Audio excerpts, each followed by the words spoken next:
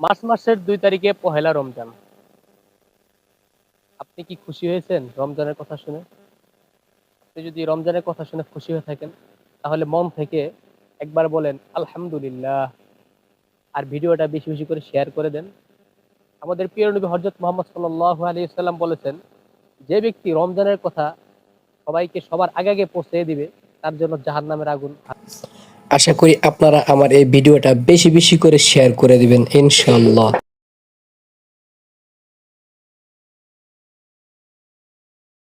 March মাসের ২ তারিখে পহেলা রমজান। আপনি যদি খুশি হয়ে থাকেন, তাহলে মন থেকে একবার বলেন আলহামদুলিল্লাহ। আর রমজানের কথা যদি আপনি সবার আগে মানুষের কাছে পৌঁছাইয়া দেন, তাহলে আমাদের প্রিয় নবী হযরত মুহাম্মদ সাল্লাল্লাহু আলাইহি সাল্লাম বলেছেন, তার জন্য জাহান্নামের আগুন হারাম।